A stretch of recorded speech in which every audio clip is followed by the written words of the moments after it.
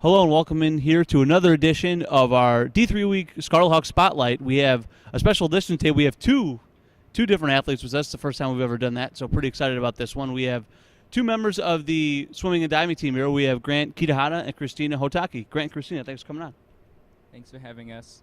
So, getting toward kind of the end of the year now, end of the semester, end of your first year in college for you, Christina. So, if you can both kind of talk about just how the semester has gone, how this year has gone for you as a whole. It's gone pretty well so far. The classes have been pretty straightforward, pretty easy so far, especially not having swimming in the mix anymore, just because you don't have to have that time constraint anymore. For me, the year's been going pretty well as well. The first semester was pretty easy, but the second semester is a lot harder, so I'm pretty thankful that our swim season finished before all of my hard classes really kicked in, so it's going pretty decent now.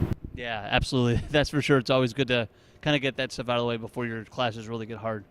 I'm sure you're both really excited for the summer to be here.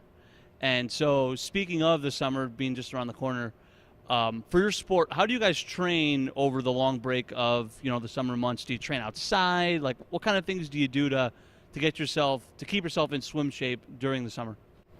That kind of varies from person to person. Personally, I actually train with my summer club team. They are actually a year-long team, but I only train with them in the summer.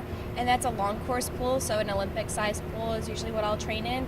And it's outside, so I'll get to be in the sun all the time, but still get to train and get ready for the next season. For me, it really depends if I have access to the pool. If I'm able to get into a pool, I will either swim on my own or I will go and try to swim with my old high school team.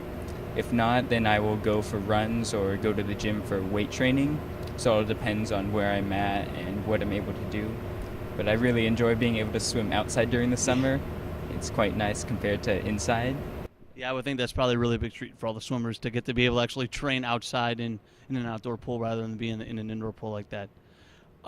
So the program here at Illinois Tech for both the men's and women's teams, it's been really successful, at least since I've been here the last couple of years. And Grant, you've really done it. You've been a part of growing that program. Christina, you've come into a successful program and made a really big impact right away. So what's it been like to be a part of a program that's become really one of the best Midwest Division III programs around? So it's actually been really interesting to see how much this team has grown. Because when I started out as a freshman, the team was just starting to get pulled back together. It had a couple of rough years, but starting with the class before mine, started to get more swimmers, larger team, faster swimmers. So it all started to come together, and it's just been snowballing ever since then. Killian's been doing a great job of recruiting for the team and getting the team to its maximum potential. So it's really been fascinating just to be part of it. I've been watching this school, just seeing how they're performing, not only academically but also athletically. I've been watching them for a couple years before I actually started applying and started looking at different schools to go at. And one thing that I noticed is that they were lacking in sprint freestylers, so I was looking for schools where I would be able to have a nice fit in the program. And I definitely feel like I've made a good fit with the program here, and I'm excited to see where it grows from here on out and hope that everything is continually working upwards. You just mentioned that you're a sprint and freestyler. So in swimming, if people aren't too familiar with it, there's kind of like positions in other sports. And in swimming, you have different strokes. So there's different types of swims and different lengths of those swims. So if you can kind of both talk about how you, first, what events you specialize in and which strokes you do more often, and then also how did you figure out that, hey, this is what I'm best at, or this is the swim that I like to do the most? Growing up, I swam only in the summer, and the only events they offered were sprint events. So they offered 50s of all the strokes and the 100 IM, basically. So I've grown up swimming sprint freestyle and sprint events for the most part. Growing up, I did swim breaststroke a lot just because I had to have two events. So it was either backstroke or breaststroke, and I've always excelled at breaststroke for some reason. As I've grown older, though, my breaststroke rhythm hasn't quite been where it has been in the past. So I've still been able to incorporate it by swimming the individual medley instead, but I still continually stay on the sprint to mid-distance area just because that tends to be where I'd be most successful. I'm on the complete opposite side of that. I'm a distance freestyler, so my events are the 500 up to the mile, and how I figured it out is actually a really interesting story. So I was never really a swimmer growing up. I played water polo in middle school, and it wasn't until my sophomore year of high school that I really started to get into swim. And then, so my senior year, I swam my first 500, and my coach was like, "Hey, you're actually pretty good at this distance thing. I'm gonna stick you in the 500 for the season." So I started swimming distance. Then, come that following September, I was getting ready to swim the mile.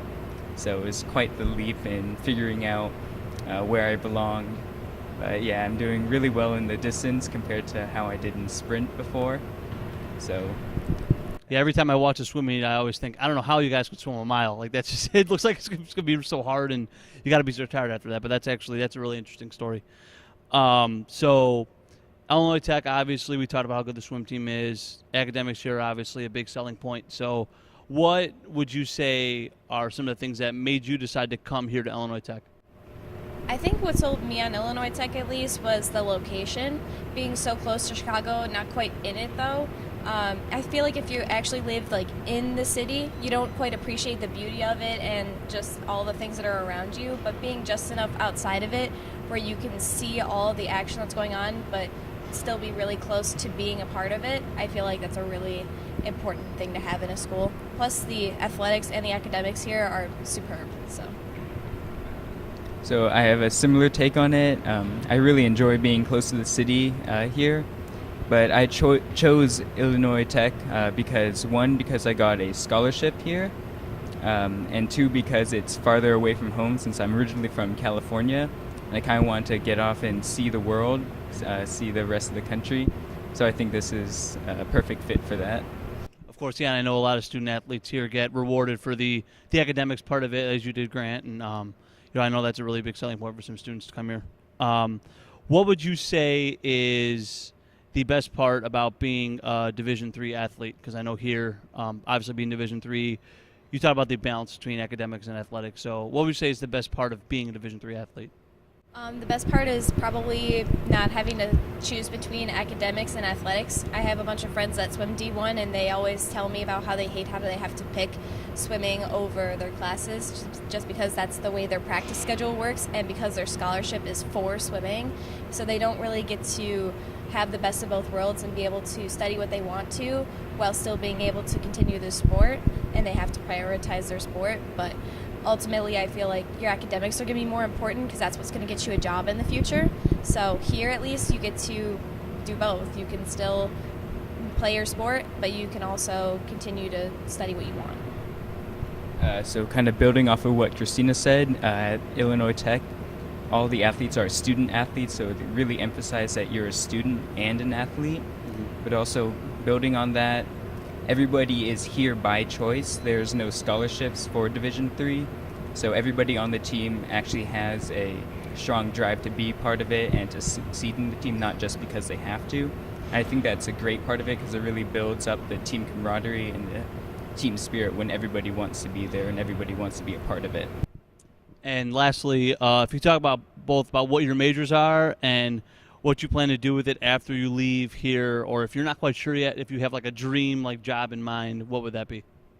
I study architectural engineering, so ultimately I would want to be working in either an architecture firm or an engineering firm of some sorts, and I'd be working in the preliminary design process of designing houses and buildings and such. So I'm currently a mechanical engineer major, and I'm planning on getting a master's in either aerospace or in marine engineering because I would really like to go into ship design. So that's what I'm currently looking at. So that was another edition of our D3 Week Student Athlete Spotlight here with Grant and Christina from Swimming and Diving here at Illinois Tech. I'm Luke Stanczyk here for IllinoisTechAthletics.com. Thanks for watching.